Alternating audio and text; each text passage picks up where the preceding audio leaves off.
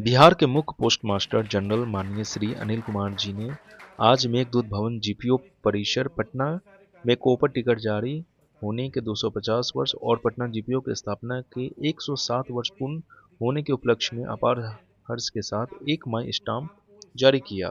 इस अवसर पर श्री कुमार जी ने कहा कि 31 मार्च 1774 को दुनिया ने संचार के इतिहास में क्रांति देखी, जब डाक के संचरण के लिए तत्कालीन अजीमाबाद और वर्तमान में बिहार की राजधानी पटना से पहला प्रीपेड टोकन जारी किया गया, जिसे कॉपर टिकट के रूप में माना जाता है।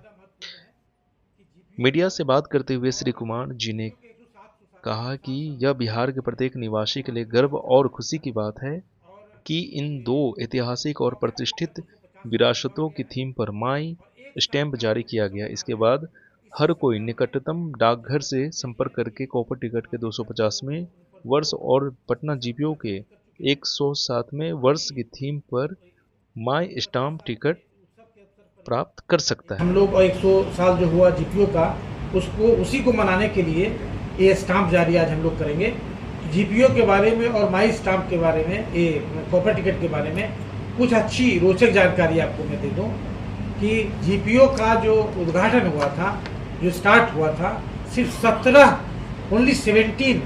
एम्प्लॉइज के साथ हुआ था, ओनली 17 लोगों के लिए। आप ये समझिए, ये महत्वपूर्ण इसलिए है कि जो मात्र 17 लोगों के लिए स्टार्ट हुआ था, आज 107 साल के बाद भी वो एकदम सफिशिएंट है। कितनी अच्छी प्लानिंग और कितना अच्छा इमेजिनेशन होगा कि कम से कम 100 साल, 125 साल तक कोई कमी महसूस नहीं हो रही। एक बहुत अच्छी और बड़ी बात है जो हम लोग सबको सीखना चाहिए इससे, कि प्लानिंग कैसे किया जाता है, कितना दूर तक के हिसाब किताब को लेकर किया जाता है। 1 दिसंबर 2012 को इसका शिलान्यास हुआ था, या उसको जो की स्टोन स्टेपिंग कहते हैं, या क्या लैंड ब्रेकिंग क्या बोलते हैं उसको, जो शिलान्यास जो कहिए, वो 1 दिसंबर 2012 को हुआ था और 17 में इसका बनना बंद हुआ था, कंप्लीट हुआ था, और 17 से इसमें ये जो जीपीओ है चालू हुआ।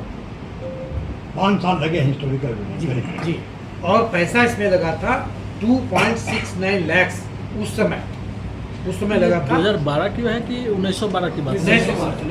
1912 जहाँ भी 2000 बोले हैं उसको रिप्लेस कर दीजिएगा। नहीं 1912 बोले आप। नहीं 107 बोल सकते हैं, बोल सकते हैं।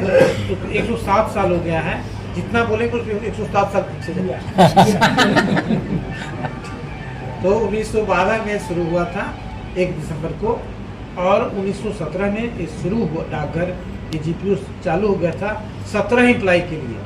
इसका कॉस्ट उसमें लगा था 2.69 लाख उस समय। और इसके जो आर्किटेक्ट थे वो थे जोसेफ फेरिस मुनिंग, या जोसेफ मुनिंग भी शॉर्ट में कहते हैं, जोसेफ एफ मुनिंग या जेएफ मुनिंग्स। ये नीदरलैंड के थे, नीदरलैंड के आर्किटेक्ट थे जिन्होंने इसका डिजाइन किया था। और ये 4 बिल्डिंग्स का डिजाइन किए थे यहाँ पर, ये पटना जीपीओ का, पटना हाईकोर्ट का, पटना म्यूजियम का और पटना सेक्रेटेरिएट का। ये 4 बिल्डिंग को एक साथ डिजाइन किया गया था। न्यू पटना उस समय इसका नाम था, या बांकीपुर पटना उस समय इसका नाम था। ये 4 नए बिल्डिंग आए थे। 2011 में जब बंगाल से बिहार और उड़ीसा अलग हुआ था, उस समय इसकी जरूरत पड़ी और इसलिए इसका ये शुरुआत किया गया था।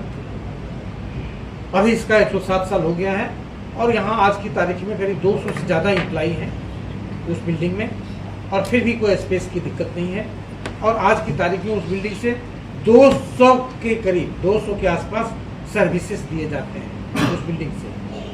उस समय सिर्फ 2 सर्विस से शुरू हुआ था, टेलीग्राम एंड लेटर, सिर्फ 2 सर्विस से शुरू हुआ था, और आज की तारीख में वहाँ से 200 सर्विस दिए जाते हैं। एक और बहुत ही रोचक तथ्य है कि 1774 में कोलकाता जीपीओ का आगाज या शुरुआत हुआ था 1774 में, जिस समय हम लोग का ये जारी हुआ था, ये स्टाम्प कॉपर टिकट। 1774 में ही पटना में भी एक डाकघर खुला था, अनीसाबाद के आसपास कहीं पर, एग्जैक्ट लोकेशन उसका नहीं है।